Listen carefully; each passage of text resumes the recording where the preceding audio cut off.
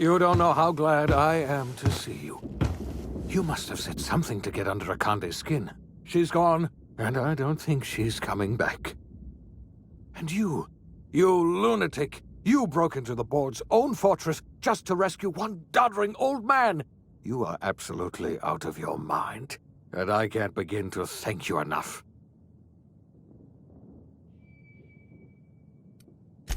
Ah, all in a day's work for you, huh?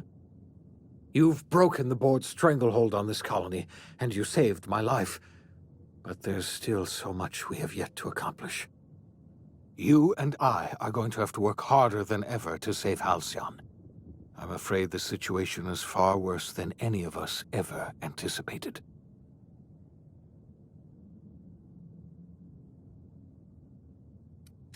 I would like nothing more than to celebrate this victory, but we have a serious problem on our hands. Earth has gone dark. We haven't received a single message in 3 years. There's been no communication, no signals, nothing. 2 years ago, the Earth's Directorate's frigate disappeared on their way back to Earth. We don't know what they discovered when they arrived, or if they arrived at all. So we've got to make do on our own. Seems to me that'll make us stronger in the end anyhow. You're quite right. We've got no choice but to make do on our own. Earth is only an idea to us. But that idea is the bedrock the colony is built upon. If people were to find out it's gone dark, the shock could be too much to bear. I don't want to imagine what'll happen once news gets out. Let's just keep this between us for now. We're in serious trouble, my friend. Do you know what this means for Halcyon? We can't rely on Earth for support anymore.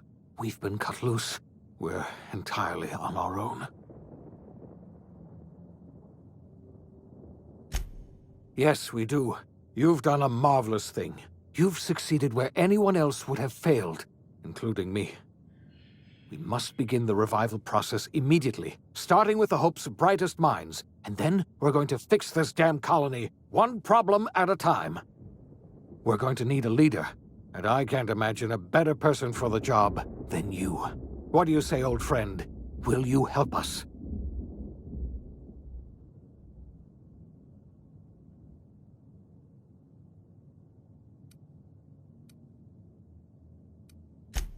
The chairman? I don't know why you let that heartless creature live, but I'll have to trust your judgment. You're the best thing to ever happen to Halcyon. If you want to take it upon yourself to lead this colony, you have my support. We're not a colony any longer, are we? Our last connection to Earth has been severed, and so we have been set free. Our future is uncertain, and no one knows what tomorrow holds. Exciting, isn't it?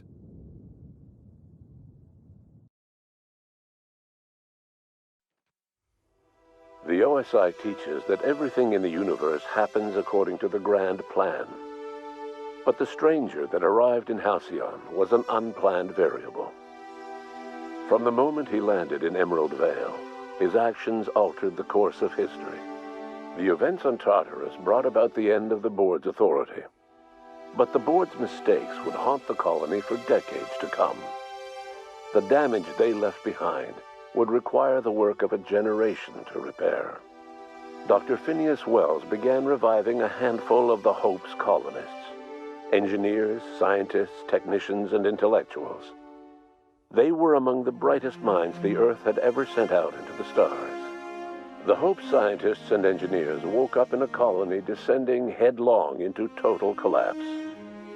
With no way to return to Earth, they had no choice but to band together and devote themselves to the cause of saving Halcyon.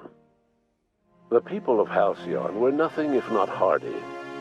In the absence of the board's authority, many of the colony's settlements banded together with a single purpose in mind: survival. Life was especially hard in the years to come.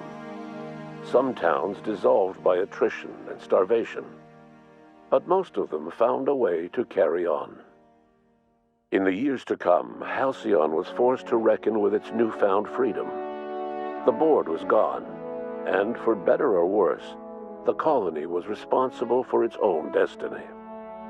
Between MSI's worker-centric policies and the iconoclast's manpower, Sanjar and Zora were able to rally many of the Terra 2 townships to their cause. MSI's workforce swelled, and the iconoclasts enjoyed a significant surge in their ranks. The board was too distracted by infighting and internal politics to stop MSI from becoming a powerful corporation and a refuge for townships that might have fallen through the cracks. Consumed by paranoia, Lilia Hagen took Sublight Salvage in a controversial direction, openly accusing board officials of an extraterrestrial conspiracy. One day, an accident at the Groundbreaker's docking bay silenced her forever. Time would tell if her replacement could keep the Sublight family together. Over the years, the ruins of Edgewater caused irreversible environmental damage to the landscape of Emerald Vale, owing largely to the presence of toxic compounds in the town's building materials. As for Edgewater's former workers, their remains provided a source of nourishment for the region's fauna, leading to an explosion in the sprat population. Under the leadership of Junlei Tennyson, the Groundbreaker held firm against corporate influence. The ship's mechanical stability gave Junlei the time to educate a promising generation of engineers schooled in her family's traditions. The future of the Groundbreaker looks promising. The rediscovery of the Hope and the abandonment of the lifetime employment program forced Byzantium to come to terms with some uncomfortable realities about the state of Halcyon. While Byzantines were reluctant to surrender the luxuries they'd grown accustomed to, the board's diminished authority gave them little choice in the matter. Nearly everyone had to learn to make do with less. Some even had to get jobs. It was a dark time indeed. Even the Gorgon asteroid, though a distant enigma to most of Halcyon, felt the aftershocks of your actions. The destroyed Adrenatime synthesizer became a symbol of the board's cruelty and a rallying point for Wells and his scientists as they sought to build a more humane, ethical Halcyon. They cleared the dead from Gorgon's laboratories and repurposed them to aid in the crucial work of solving the colony's nutrition crisis. Gorgon, which had once sown death and destruction across Halcyon, became a source of hope and renewal. The Gorgon Project's final explosive end was bittersweet for Olivia Ambrose. She wandered the colony's fringes alone, searching for others like her who despised the board and meant to destroy them. In time, she found Phineas Wells and his cadre of scientists, and she joined them in their efforts to save Halcyon. For a while, she even knew an uneasy peace. But for all that, Olivia found purpose in Wells' project. She was always haunted by the memory of her daughter, Minnie, who hadn't lived to see the better world they were building. She never did forgive herself for the horror her work had wrought on Halcyon, but she remembered fondly the daring captain who'd put an end to it at last. In spite of everything, the Gorgon asteroid remained a sobering reminder of the potential for progress and disaster in humanity's most ambitious efforts. The Rizzo's company in Halcyon dissolved after the collapse of the board. Needless to say, the launch of Spectrum Brown was indefinitely delayed. A stockpile of Spectrum Brown remains buried deep beneath the ruins of the old distillery, abandoned to time and attrition. Ruth Bellamy never forgot the words you said to her. She coped with Belinda's death by committing to live in a way that would make her sister proud. When the remnants of the colony banded together, Ruth Bellamy was there to help. She devoted her remaining years and resources to saving the colony. Years later, when the worst of the crisis had passed, Aetherways returned to Halcyon's culture. An aging Ruth Bellamy tried her hand at directing. Her first Aetherwave drama was dedicated to the memory of Belinda Bellamy and to her old friend, Captain of the Unreliable. The dissolution of the board did not mean the dissolution of the ambitions of Cedric Kincannon, the charismatic leader of Sublight Underground. Cedric offered Slug's transportation services to the newly thawed colonists and set to work ferrying resources and food wherever they were most needed. For better or worse, slug headgear became fashionable in the following years. As the board began to disintegrate, Spencer Woolrich found himself at a crossroads.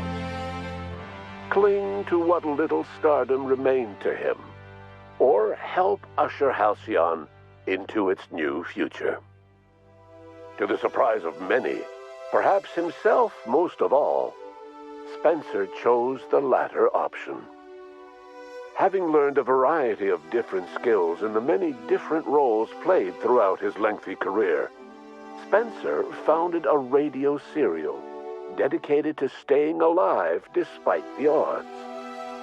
His subjects included how to survive violent encounters with only grazing wounds, dispense pithy one-liners for tense scenarios, and, of course, how to look good doing both. After a brief attempt at dating Helen as one person rather than two, which both Bertie and Helen found too strange, Bertie struck out on his own to try his hand at raising woolly cows. Many of his former Rangers teammates soon followed, accompanied by the woolly cow the team had originally plied with alcohol. The dairy farm thrived under Bertie's leadership and care. The Dairy Rangers privately believed that the woolly cows softened Bertie's temper considerably, although the only one brave enough to say this to his face was promptly headbutted. Due to the board's dissolution, many of the Prophet's old customers no longer found quite the same value in productivity seminars that they once had. With her business drying up, the Prophet chose to take her followers down a new path. Months later, salvagers on Eridanos found clues leading them to a seemingly abandoned bunker out in the wilderness. Inside, they discovered horribly mangled corpses, sacrificed to a blood-scrawled portrait of a sprat-headed deity. The Prophet was not among the bodies. Your influence shifted Ellie's perspective. She finally admitted, albeit grudgingly, that she just might need other people. Sometimes. With a steady income from the life insurance payouts, she was finally able to afford a ship of her own. She hired a small crew and flew supply missions to communities on the fringe. Some of them were even legal. Life in Halcyon was sobering for Felix Millstone. The grand revolution he dreamed of never came. There was no great awakening for the colony, no celebrations in the streets. There was only the hard, desperate work of trying to repair a broken colony. Felix never had a head for numbers, but if there was labor to be done, he was there to help. Eventually, Felix realized that the work of a revolution was done with two hands. As much as he enjoyed his adventures aboard the Unreliable, the vicar, known as Max, eventually decided that it was time to move on, to live out the life he had sought so long to create. He knew there were many in the colony who carried burdens much worse than the ones he had struggled with, and he devoted himself to easing their suffering wherever he could. He only ever took up arms again to defend the defenseless. Unshackled from a lifetime of striving and fighting the universe and himself, Vicar Maximilian de Soto was finally at peace. Once the matter with the Hope colonists was resolved, Junlei bashfully asked Parvati if she'd like to join her permanently on the Groundbreaker, and Parvati enthusiastically, if somewhat awkwardly, agreed. The stories of her adventures spread across the colony, and Parvati soon found herself the center of attention. Having served as the engineer of a renowned spacecraft, tramp freighters and wildcat miners sought her out by name. And in no time, she was a fixture in the Groundbreaker's mechanical ecosystem. She and Junlei were never far apart. Nyoka returned to Monarch to take another crack at making a permanent life for herself. She formed the Charon Group, a mercenary outfit of ragtag survivalists and wilderness experts. Anyone in need of a guide or just looking to throw back a beer and swap stories could find her camping on the trail or clearing an infestation. The SAM unit that accompanied you spread awareness of the product line's superior sanitation and maintenance capabilities across what was left of the colony. This led to a boost in SAM unit sales. Did you know that SAM units are the longest-lasting, toughest-acting cleaning solution in Halcyon? Minister Clark was released from house arrest, and his contact with you gave him a sense of renewed purpose and vigor. Once it became clear that no help would be coming from Earth, he threw his considerable efforts and talents into helping Halcyon manage the crisis before it. It was widely suspected that Sophia Akande was the true power behind Chairman Rockwell. However, after the riots on Tartarus, she was never again seen in the colony.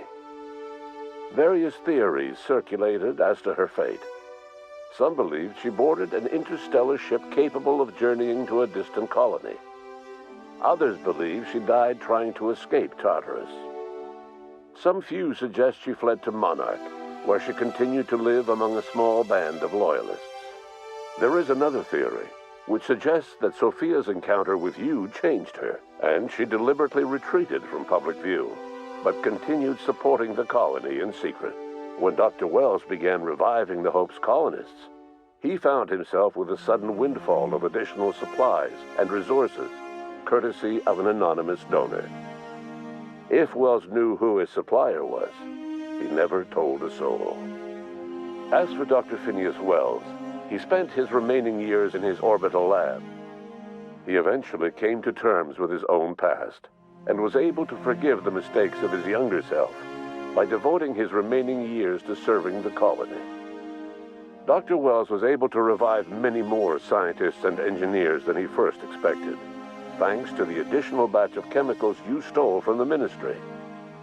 Wells never forgot about the human lives that were lost in acquiring these chemicals.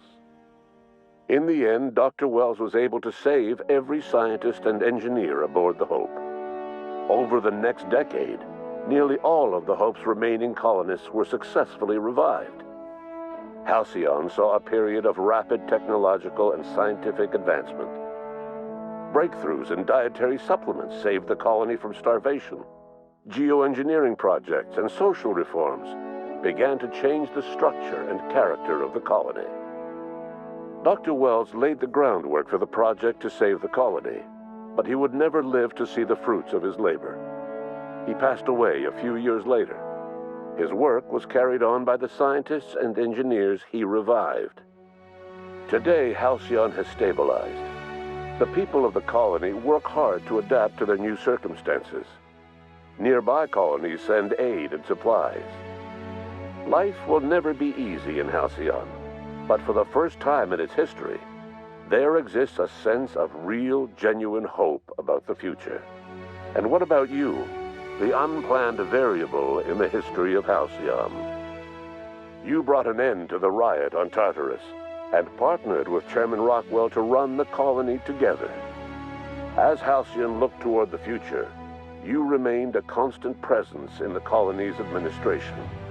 You were never weighed down by bureaucracy, and you never had to dirty your hands with politics.